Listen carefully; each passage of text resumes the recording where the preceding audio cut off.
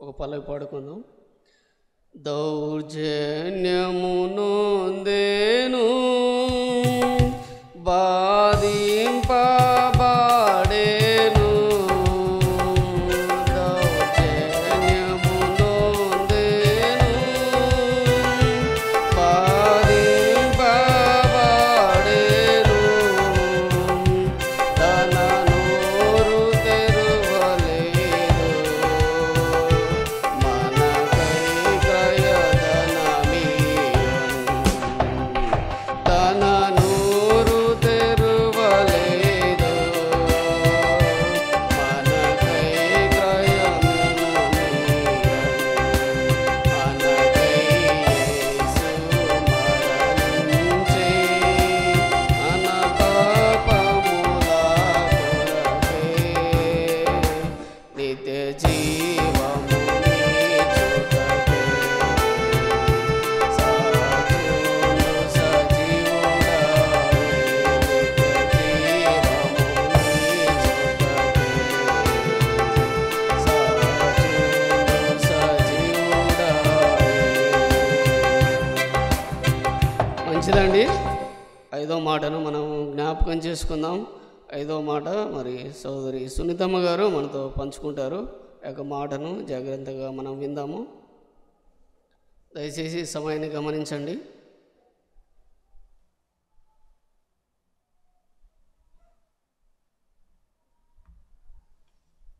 అందరికీ వందనాలండి.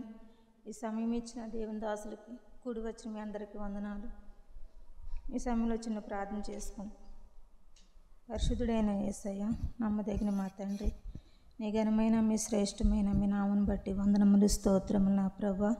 దేవా, లోకంలో ఎంతోమందికి లేని కృపను యోగ్యతను ఎందుకు పనికిరాని మా పట్ల మీరిచ్చిన ఏర్పాటును బట్టి వందనములు స్తోత్రములు నా ప్రభువా. ఈ సమయంలో ఈ రీతిగా నాయన అదిగో మీరు మమ్మల్ని సమకూర్చిన విధానం బట్టి వందనాలు స్తోత్రములు.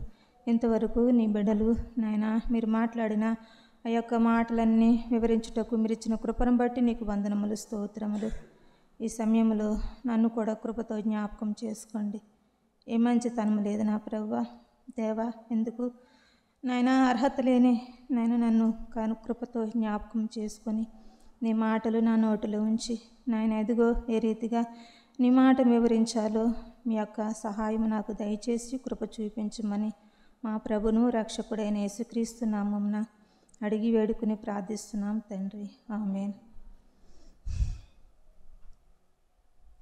ఇంతవరకు యేసుక్రీస్తు వారు సిలువలో మరి పలికిన ఆ 4 మాటలను జ్ఞాపకం చేసుకున్నాము. మరి మొదటి 1, 2, 3 మాటలు మరి యేసుప్రభు వారు ఆ యొక్క మరి ఆ ప్రదేశంలో ఉన్న వారిని బట్టి మరి ఆయన మాట్లాడినట్లు మనం చూస్తాం. మరి 4, 5, 6, 7 తండ్రికి తను తాను చెప్పుకున్నట్లు వాక్యం కనిపిస్తుంది.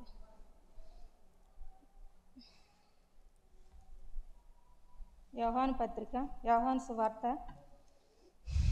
19వ అధ్యాయం 28వ వచనం.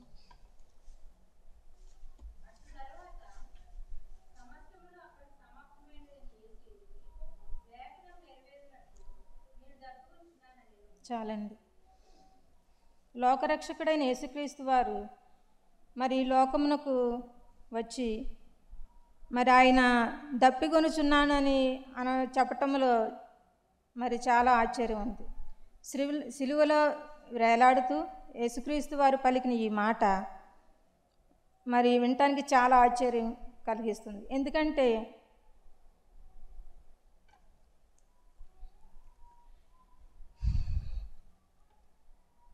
ఇశ్రాయేలు ప్రజలు అరణ్య మార్గమున ప్రయాణం చేస్తున్నప్పుడు వారికి బండలో నుంచి నీళ్లను సమృద్ధిగా ఇచ్చిన దేవుడు. మరి ఆ ప్రయాణంలో ప్రయాణం చేస్తూ షూరు అరణ్యంలోకి వచ్చినప్పుడు అక్కడ మారా నీళ్లు చేదుగా ఉన్నప్పుడు ఆ చేదు నీళ్ళని మధురంగా మార్చిన గొప్ప దేవుడు. మరి ఇశ్రాయేలు ప్రయాణంలో సాగిపోతున్నప్పుడు ఎర్ర సముద్రం వారికి ఎదురుగా వచ్చినప్పుడు ఆ సముద్రాన్ని ఆరినేలగా చేసి వారిని చక్కగా నడిపించిన దేవుడు. మరి యోహాను సువార్త 2వ అధ్యాయంలో ఒక కానా పెళ్లి విందులో నీళ్లను దేవుడు ద్రాక్షారసముగా మధురముగా మార్చిన దేవుడు. ఇటువంటి గొప్ప దేవునికి మరి సిలువలో నేను దప్పిగొనుచున్నాను అని ఆయన పలకటంలో ఆ మాట చాలా ఆశ్చర్యం కలిగిస్తుంది. మరి కీర్తనల గ్రంథము మనకందరికీ తెలిసిందే. 69వ కీర్తన 21వ వచనం.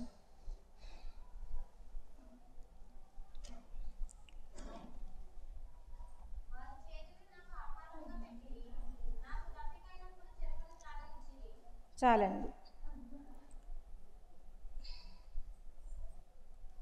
యేసుక్రీస్తు వారు ఈ లోకమునకు రాకముందు సుమారు 1000 సంవత్సరాలకు పూర్వమే భక్తుడైన దావీదు మరి ఆ యొక్క లేఖన భాగమును ఈ యొక్క దప్పిగొనుచున్నానన్న ప్రవచనము కీర్తన గ్రంథంలో మనకు వ్రాసినట్లు కనిపిస్తుంది. మరి నేను దప్పిగొనుచున్నానప్పుడు అన్నప్పుడు ఆ యొక్క చుట్టూ ఉన్న వారి సైనికులు వానికి చిరకనిచ్చినట్లు వాక్యం కనిపిస్తుంది. మరి అటువంటి అంత దాహంలో మరి ఉన్నప్పుడు కూడా ఆ యొక్క చేదును ఆ యొక్క చిరకను పుచ్చుకోవటానికి ఎందుకు క్రీస్తు వారు ఇష్టపడలేదు? ఎందుకంటే ఆయన లేఖనాన్ని నెరవేర్చడానికి ఈ లోకానికి వచ్చాడు. తండ్రి తనకు అప్పచెప్పిన బాధ్యతను నెరవేర్చడానికి ఈ లోకానికి ఆయన వచ్చాడు.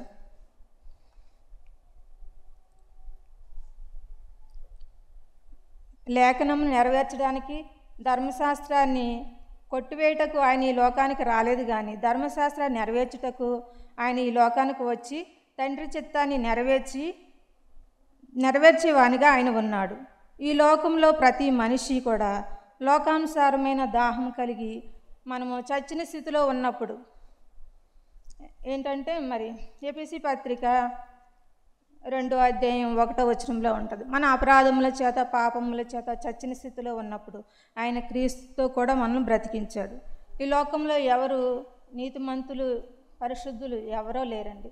నీతిమంతుడు పరిశుద్ధుడు అని చెప్పుకోవాలంటే ఆయన ఒక్కడే నీతిమంతుడు పరిశుద్ధుడు. ఆయన ఈ లోకమునకు మానవునిగా వచ్చాడు, కానీ మానవులో ఉన్న ఏ పాపం కూడా ఆయన అంటకుండగా పరిశుద్ధతగా తన జీవితాన్ని కాపాడుకున్నట్లు మనకు లేఖనం తెలియజేస్తుంది.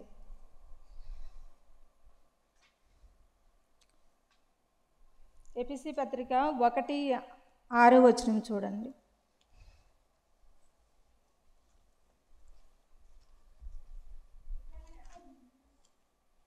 చదవండి.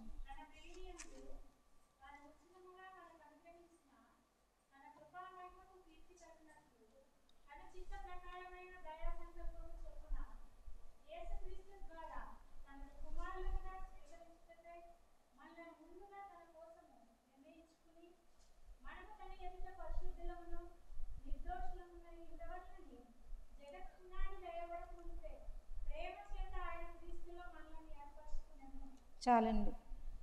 మనం ఈ లోకంలో మరి ఏ స్థితిలో ఉన్నామో ఆయనకి తెలుసు.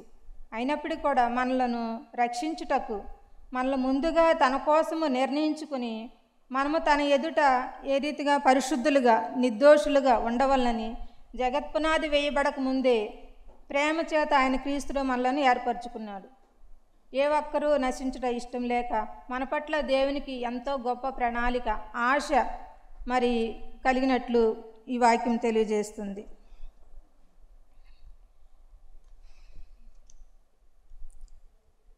యోహాను సువార్త 4వ అధ్యాయం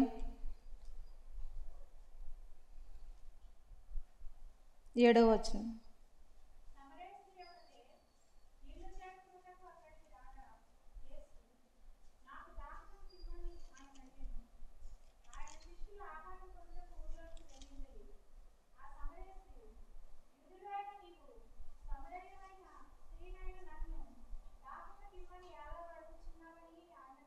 చాలండి. ఈ లోకంలో ఏ ఒక్కరూ నశించుట యేసుక్రీస్తు వారికి ఇష్టం లేదు. మరి మానవాళి రక్షణ కొరకు ఆయన ఈ లోకానికి వచ్చాడు. మరి మార్కు సువార్త 5వ అధ్యాయంలోను గెరాసిన ప్రాంతంలో సేనాని దెయ్యం పట్టిన వ్యక్తి ఉన్నప్పుడు ఆ వ్యక్తిని రక్షించడానికి మరి రాత్రంతా ఆయన పడవలో ఆ నీళ్ల మీద ప్రయాణం చేసి ఆ యొక్క వ్యక్తి దగ్గరకు వచ్చి ఆ వ్యక్తిని రక్షించినట్లు వాక్యం మనకు తెలియజేస్తుంది. అలాగే ఈ యొక్క సమరయ స్త్రీని కూడా మరి దేవుడు యొక్క ప్రణాళిక, మరి ఆ యొక్క స్త్రీ యొక్క మరి జీవితం అంతా దేవునికి తెలుసు. అయినప్పటికీ కూడా ఆమె నీళ్లు చేదుకుంటాక ఆ స్థలానికి వస్తుంది, కానీ ఆయనేమో నాకు దాహం కిమ్మని ఆ యేసుప్రభు వారు ఆయన అడుగుతున్నాడు. మరి ఇదంతా అడిగినప్పుడు చూసినట్లయితే మరి 13వ వచనంలో ఉంటుంది. అందుకు యేసు ఈ నీళ్లు త్రాగు ప్రతివాడు మరలా దప్పిగొన్ను, నేనిచ్చి నీళ్లు త్రాగువాడెవడును దప్పిగొనడు అని చెప్పినప్పుడు ఆమెకు ఆశ్చర్యం వేసింది. నేను రోజు ఇంత దూరం వస్తున్నాను. తన స్థితి అంతా చెప్పినప్పటికీ మరి ఆ యొక్క యేసుప్రభు వారు ఇచ్చే నీళ్లు మరి ఆమె తీసుకోవాలని ఆమెలో ఆశ కలిగింది. ఆశ కలిగినప్పుడు తన యొక్క జీవితం అంతా మరి యేసుప్రభు వారు చెప్పినప్పుడు వెంటనే ఆయన యొక్క మాటకు లోబడి విధేయత చూపి తన మరి తీసుకువచ్చిన ఆ యొక్క కొండ, నీళ్లు చేదుకుంటకు వచ్చిన కొండ విడిచిపెట్టేసి మరి ఊరిలోకి వెళ్ళిపోతుంది. మరి ఈ స్త్రీతో సంభాషణ చేయకముందే యేసుప్రభు వారు ఆకలి కొన్నప్పుడు శిష్యులు మరి గ్రామంలోకి ఆహారం తీసుకొస్తాకి వెళ్ళారు. మరి ఇది వారు వెళ్ళే లోపు ఈ సంభాషణ అంతా జరిగిపోయింది. జరిగినప్పుడు మరి ఈలోగా శిష్యులు వచ్చి బోధకుడా భోజనం చేయమని ఆయన వేడుకుంటున్నారు. అన్నప్పుడు అందుకు ఆయన భుజించుటకు మీకు తెలియని ఆహారం నాకు ఉన్నదని వారితో చెప్పాను. ఎందుకంటే ఈ యొక్క లోకంలో ఏ వ్యక్తి నశించుట దేవునికి ఇష్టం లేదు. ఎవరైతే ఆయన యొక్క మార్గములో అనుసరించి విశ్వసించి నడుస్తారో ఆయన యొక్క దాహాన్ని మరి తీర్చేవారుగా ఉంటారు. ఈ యొక్క సమరయ స్త్రీ ఎప్పుడైతే తన స్థితి అంతా గమనించి ఒప్పుకుని ఆయన సొంత రక్షకుడిగా అంగీకరించి తన మరి స్థితి అంతా మరి ఆయనకు ఒప్పుకున్నప్పుడు ఆమె ఎప్పుడైతే రక్షించబడిందో ఆయనకున్న ఆకలి దాహము తీరిపోయినట్లు వాక్య భాగంలో కనిపిస్తుంది. ఆమె ఒక్కతే దాహాన్ని తీర్చుకోలేదు, కానీ ఆమె ఊరిలోనికి వెళ్ళిపోయి మరి అనేకులను ఆ స్త్రీ యొక్క మాటను బట్టి ఆ ఊరిలోని సమరయలో అనేకులు ఆయన యందు విశ్వాసం ఉంచిరి. మరి ఈ యొక్క సమరయ స్త్రీ ఆయన ఇచ్చే నిత్య జీవ జలమును తీసుకుని ఆమె మాత్రమే తృప్తి పొందలేదు, కానీ మరి అనేకులని మరి ఆ యొక్క జీవజలము మరి తాగటానికి అర్హులుగా ఆమె ఉన్నట్లు వాక్య భాగం తెలియజేస్తుంది. మరి ఈ లోకంలో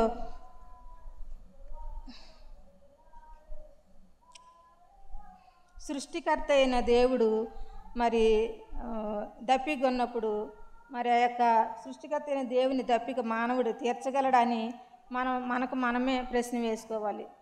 ఈ లోకంలో నిజముగా అనేక ఆశలు, ఈ లోకంలో మరి అనేకమైన దాహము కలిగి ఉన్నప్పుడు ఆ యొక్క వ్యక్తి నశించడం దేవునికి ఏమాత్రం కూడా ఇష్టం లేదు. మరి ఎప్పుడైతే ఆ సమరయ స్త్రీ ఆయన ఇచ్చిన నీళ్లు తీసుకుని దాహం తీర్చుకున్నదో ఆయన యొక్క దాహం తీర్చినట్లుగా, ఆయన యొక్క ఆకలి తీరినట్లుగా వాక్య భాగం తెలియజేస్తుంది.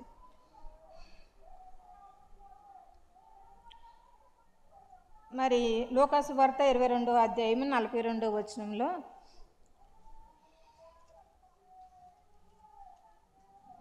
ఆయన తండ్రి చిత్తాన్ని నెరవేర్చడానికి ఈ లోకానికి వచ్చాడు. మరి ఆయన వద్ద ఒక గిన్నె ఉన్నప్పుడు ఆ గిన్నె తాగటానికి తండ్రి నా ఇష్ట ప్రకారం కాదు, నీ చిత్తమైతే దీన్ని జరిగించుమని తండ్రికి అప్పచెప్పాడు. మరి అటువంటి కష్ట సమయంలో కూడా మరి తండ్రికి తన చిత్తాన్ని అప్పగిస్తున్నాడు. తండ్రి తనకి ఇచ్చిన బాధ్యతను ఏమాత్రం కూడా మరి దాన్ని విడిచిపెట్టగా ఆ చిత్తాన్ని జరిగించుటకు మరి యేసుక్రీస్తు వారు సిద్ధంగా ఉన్నట్లు చూస్తున్నాం. ఇదిగో మీ కొరకు నా రక్తము ఇస్తున్నానని ఎబ్రీ పత్రిక 13:12 ఉంటుంది.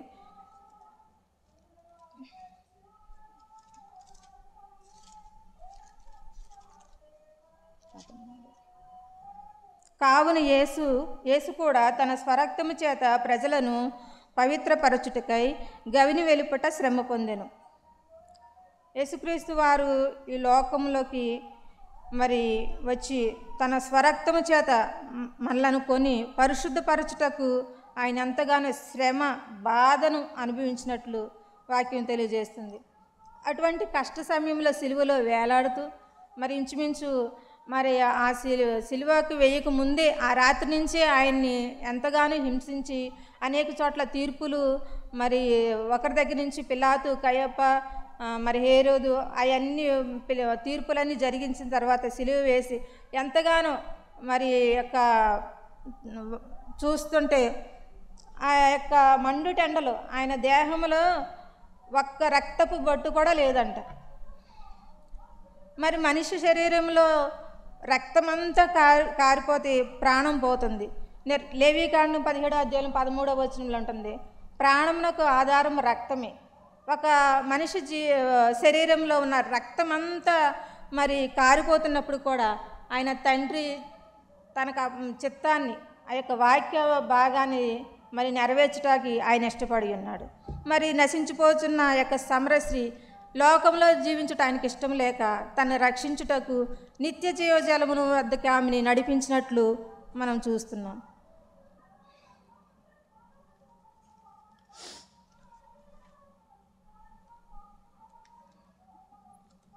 ఈ సమయంలో మనము దేవుని బిడ్డలని చెప్పుకుంటాం. మనము చిన్నప్పటి నుంచి వాక్యాలు వింటున్నాం, మరి మందిరానికి వెళ్ళి మరి ఉంటాం, ఎన్నో వాక్యాలు వింటాం.